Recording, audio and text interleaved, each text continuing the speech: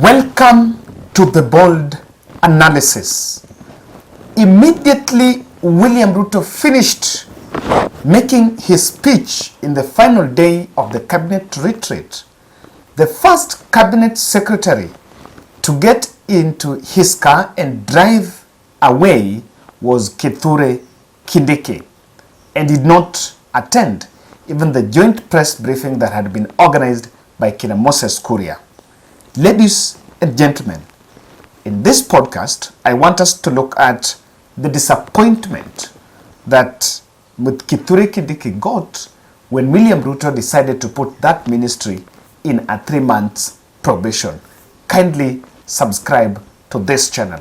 But before we get to those details, I'm still reminding you about our support towards Mary Wanjiru's hospital bill.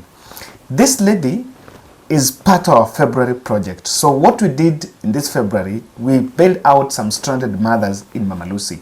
Now, when I was doing that, she actually reached out to me, but she could not be discharged with the rest because she was still, the child was still in nursery, and so she had to be in the hospital. She could not leave the hospital.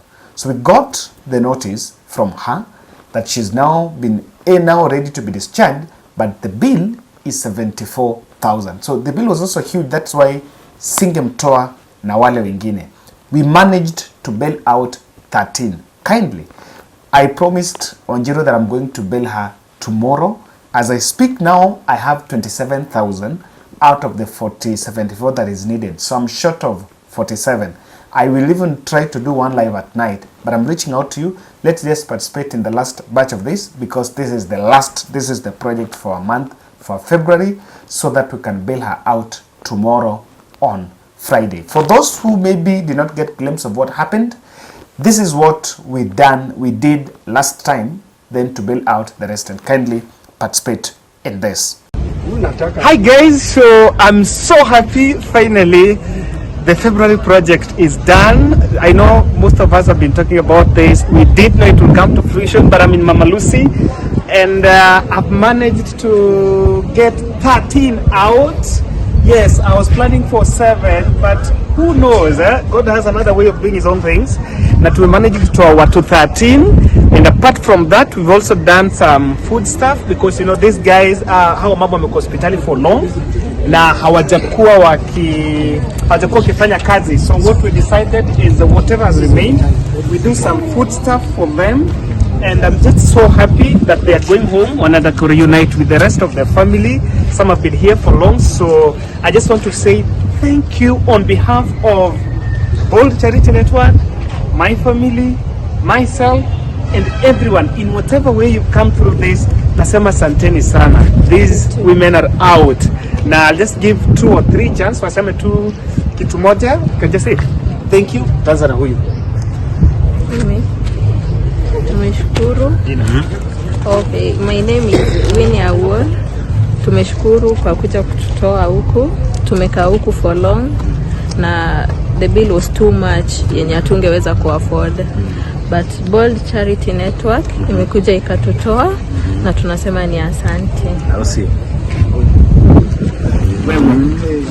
Naitwa Teresia Wanjiru ama Mama Favor. Na nataka kuambia asante kwa sababu bili ilikuwa mob, singeweza kulipa, but kwa ajili ya Mungu ati ni mimi natoka. Asante, God bless you all. I hold. Nani mwingine anaweza ongea? Wewe sivyo? Sema kitu kama tu asante. Mimi nitakushukuru ni kusema asante kwa Mungu. Tumekuwa huku for a long time. Kama mimi nilidischangiwa ndio 15. Nikang'ang'ana, nikapata, nikalipa, nikaambiwa nirudi kwa ward. Sai I'm very happy. Niko out, nitaenda sasa kuungana na familia yangu. Asanteni sana. Mimi naitwa Lydia Chelimo. Bili yangu ilitoka date 16. But singe manage kulipa, but court ameniwezesha nimetoka huku, nitatoka leo. Nimeshukuru sana na nimefurahi. Sawa. Yeah, so guys, that was it. I had to give you this confirmation that finally to me manage, and may God meet you in the hour of need. I spent 2 days here listening to their stories, and their stories are testament of how we need to come for the society. For all those who participated in this Bold Charity Network, this was our CSR for the month of February. Akimbarikiwe. We will do this next time. Asanteni sana. I'm more happy than them. Asanteni. Sawa? Straight, I want to get to this point. The first day of the Naivasha retreat, UDA MPs confronted President William Ruto about the hot air foreign jobs that had allegedly been advertised in the Ministry of Labour and Social Protection. MPs said they were unaware of the jobs and engaged in a heated argument with the president, asking where are those jobs. And I remember that discussion when president was even blaming some of the MPs for failing to market the government jobs. This was because the ministry had advertised 2,500 jobs in Saudi Arabia for the doctors, but even after 1 month, only 500 people had applied, and 2,000 did not even, and so 2,000 slots remained open. And the president blamed most of the MPs for failing to market those government vacancies. And listen to that confrontation, that argument here. We are setting up the exam for 2027. So, mujipange. I also want to ask you members, we have negotiated for opportunities for export of labor from Kenya. We advertised the other day for 2,500 nurses. Bore and Mwadime, how many nurses have we got so far? Imagine, we have only 500. And these are people who are going to earn 200,000 plus.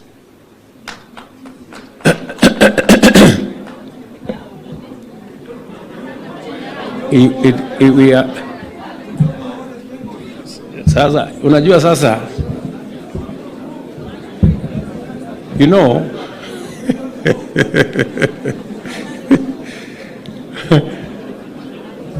look here, guys, you know, number one, it was advertised in the press, number one. Number two, Mimi, I have talked about this thing in every meeting, continuously. Sasa wewe, wakati unaketi kwa hiyo mkutano hivi, unasikia president huyu anasema iko nurses. Wewe ujiulize kwa kichwa, hii nurses, ukitoka hapo kwa hiyo mkutano, si unaenda kutafuta mahali hiyo iko nurses, hawa nurses iko.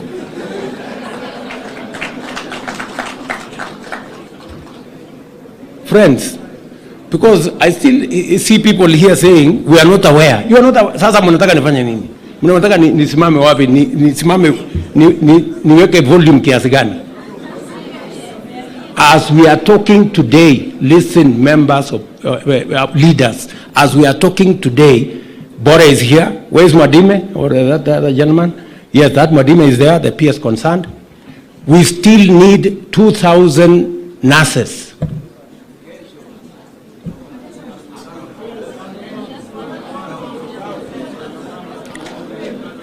Nabado, just wait. Wacha tukugaba. Leteni kwanza tujaze ndio tuone. I'm just giving you the exam. Go look for, we have an intelligent person will live here and go and do what they must do. You have constituents. They will take a lot of offense if they discover that there are opportunities. Imetangazwa everywhere and nobody has come for them. That is not enough. We have 500,000, maybe 1 million of such opportunities. Mnanielewa? So that is what happened. And remember, after that, the big question that left the state machineries asking was, what was the reason behind the low uptake of those government opportunities? Now, during the cabinet retreat yesterday, William Samoei Arap Ruto confronted Kithure Kindiki, and according to the president, he is saying that Kenyans are not applying for those jobs because of the passport backlog actually in the immigration department. Then he traded his guns on Kindiki, telling Kindiki that he has given him 3 months probation to ensure that that is corrected. And in the tone, it was looking like a condition that if this is not done, then I will actually have no option but to show you the way. And I want you to get that story.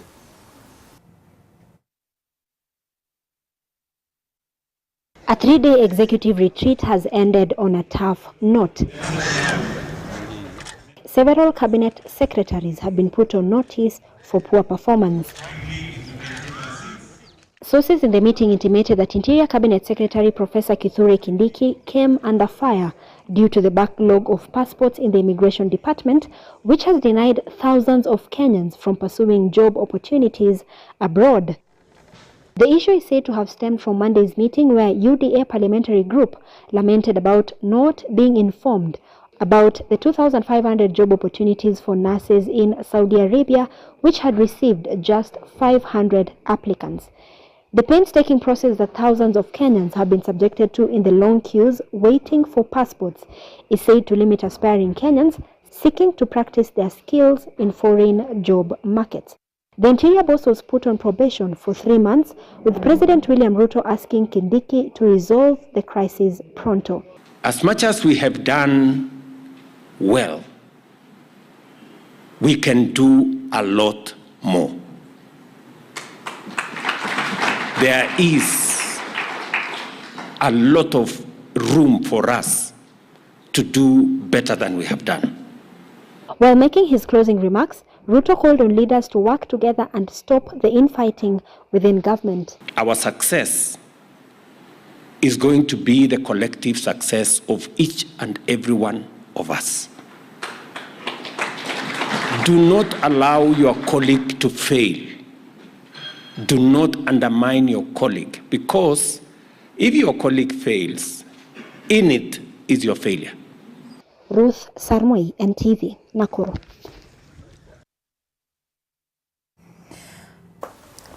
Now, ladies and gentlemen, the truth of the matter here, I partly agree with the president that Kenyans will actually detest applying for these jobs if you cannot get passport, because you cannot leave the country exactly just for passport. But again, it would be simplistic to just narrow down the decline of Kenyans applying those jobs only for based on passports. That is not the other reason. It is part of the reason, but it is not the only reason. So Kithure Kindiki was pushed, and for me it is a matter of now trying to apportion blame, because the president was like, he confronted the MPs and then he was trying to find one person to blame and decided to hit Kithure Kindiki. The truth of the matter, and if you talk to Kenyans abroad, one of the few problems, one of the challenges is FDR. And I don't know why President Ruto doesn't, they know about it, but they don't just want to confront it. FDR is foreign direct remittance. The jobs, the contractual jobs have very huge FDR. So if you work and you're earning 200,000, as is being said, how much are you going to send home? And you've listened to William Ruto saying that he's giving you these jobs so that you can also do some remittance home. And when you do that remittance, and FDR is different from ile pesa unatumia your relatives. FDR is remitted to government directly back in the country. So apart from the remittance, you'll still be doing the rest. If you have your family back home, you'll still be supporting your family. And that statement from Kithure, from President Ruto, annoyed Kithure Kindiki. And because he was looking agitated, immediately William Ruto finished talking, he actually left the room. He did not go for that press briefing, got to his car and left the venue in a haste, against a custom where president's convoy would always leave first. Now remember, he has been touted, this is coming at a time when he has been touted as the most competent cabinet member in William Ruto's cabinet. Then all of a sudden, one day, things turn different. Now, in another bizarre occurrence, when William Ruto was speaking there, just lecturing those cabinet members, the speech was interrupted by power blackout twice. This is a very interesting scenario because it is what Kenyans go through daily. And I love the fact that even William Ruto had to experience it. Now, we have a population that has very high expectations of us. And their high expectations are legitimate because they have a track record of my performance. So they judge me by a higher standard than would have ordinarily be the case. And because we work together, you are judged by the same standards, very high standards. So please, good people, don't be told, the principal secretary who was here used to do things like this, and they used to leave at 2, and they used not to come early. You are being judged by a different standard than the principal secretary who was there. You are being judged by a different standard from the cabinet secretary who was there. So please, let all of us, let's pull our socks, let's tighten our belt, and let us do what we have to do. As I have told each and every one of you, you have my goodwill, you have my support, and the reason why I appointed you is because I knew you have the capacity to do the job you're doing.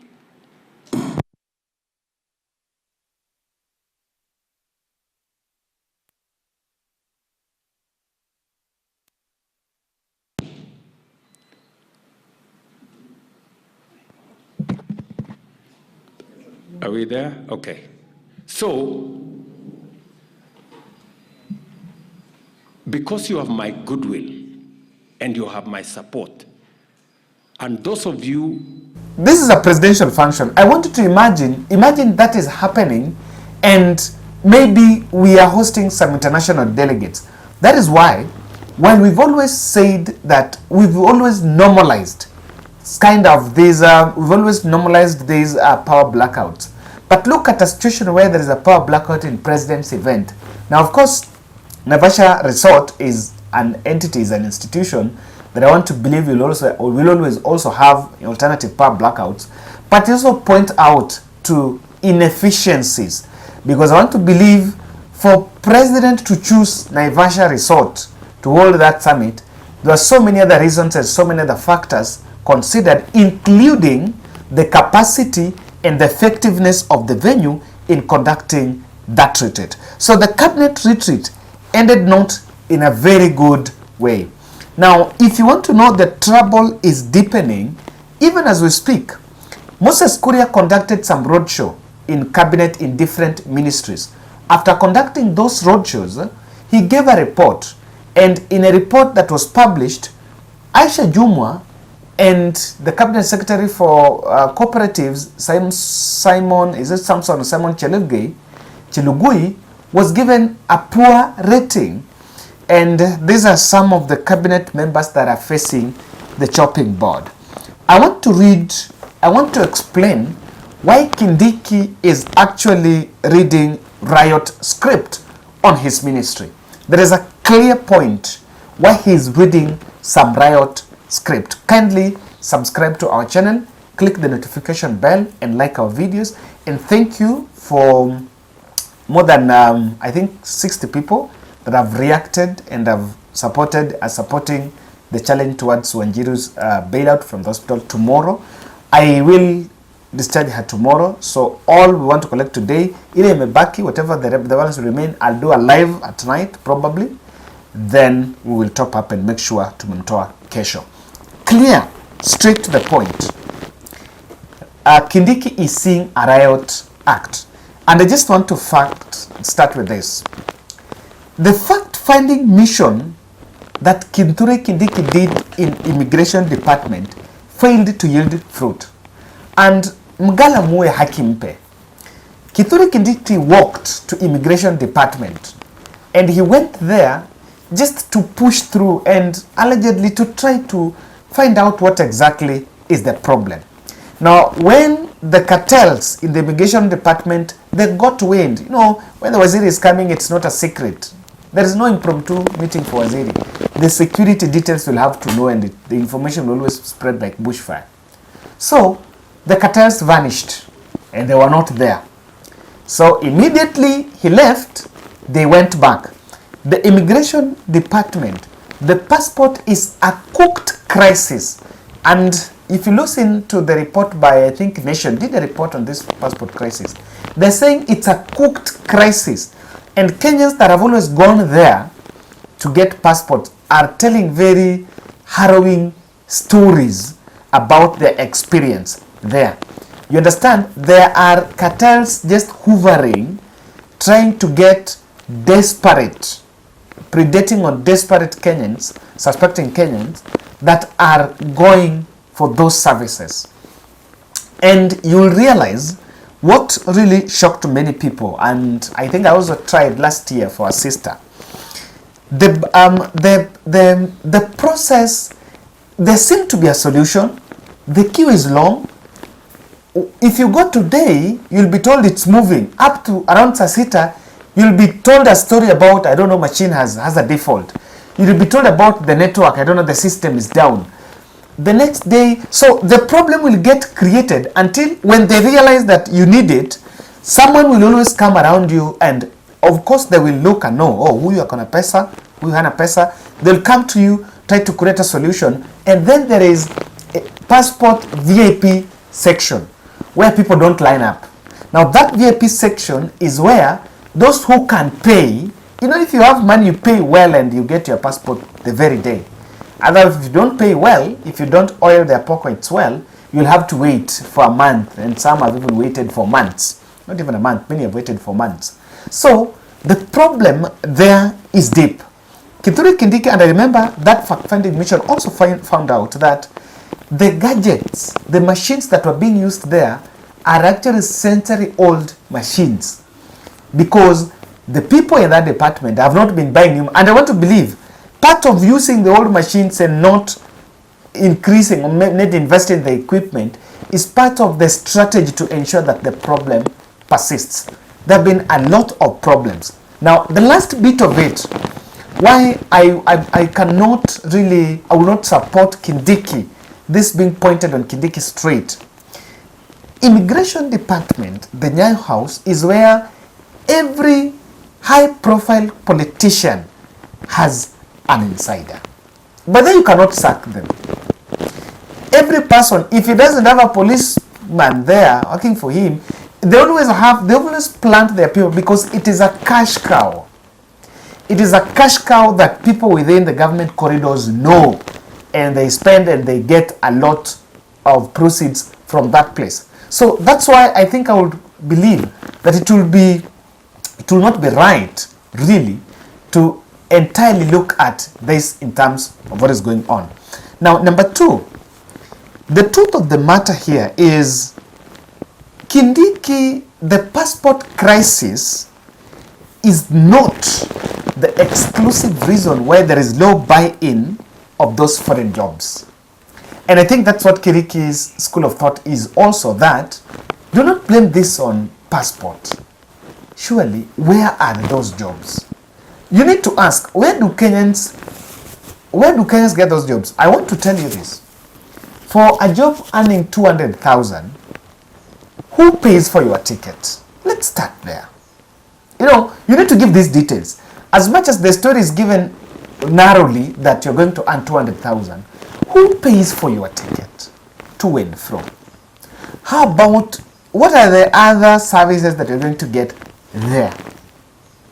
It's not really working. It's not really adding up.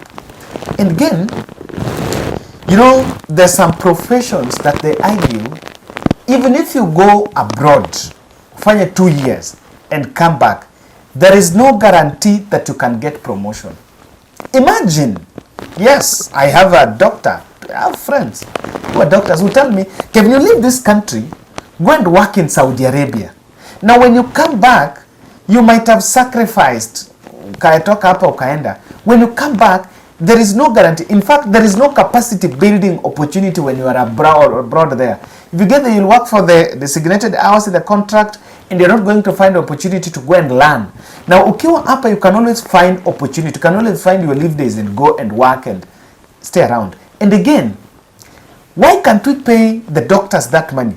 Why would you encourage to send 2,500 away, while in this country, we also have shortage of nurses? Because of poor absorption, we have not yet absorbed. There are facilities, level 5 hospitals in this country that are struggling, really, with personnel. So the problem is a compound problem.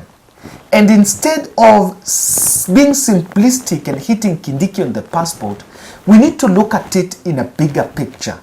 What exactly is the problem? The problem needs to be understood in a manner that, you know, it will sink. It will sink. People will buy it. Number 3, the riot script on Kindiki could also be on these 2 grounds. Do you remember when 17 victims who consumed illicit brew were being buried in Kirinyaga? That event was presided over, was attended by Rigathi Gachagua as the chief guest. So, and the one speaker after the other read a riot act on the police from that region who have been allegedly blamed of running the business. So that's where they are very low. They are very weak in enforcing some stringent measures controlling, regulating that business. Now, Kithure Kindiki never attended that. And why? Kithure Kindiki has actually cut a niche of shedding off political, he's not running political portfolio in that cabinet.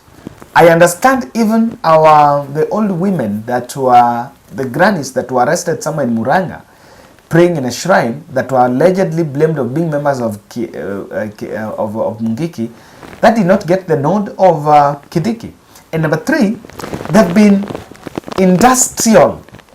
The level of contempt of court is at industrial level. And the clear point is that there are some quarters of the police that are receiving instructions out of the designated dockets. There's receiving instructions from political quarters to disobey court orders. Now, it is very clear, and I think as much as you want to blame Kindiki and this and that, but you cannot underestimate the fact that he has actually tried to do something. In terms of performance, Kindiki, I think, is top notch. Ladies and gentlemen, that is my take. Kindly support this channel, and kindly let's finish our February project tomorrow to discharge Wanjiri. Asante.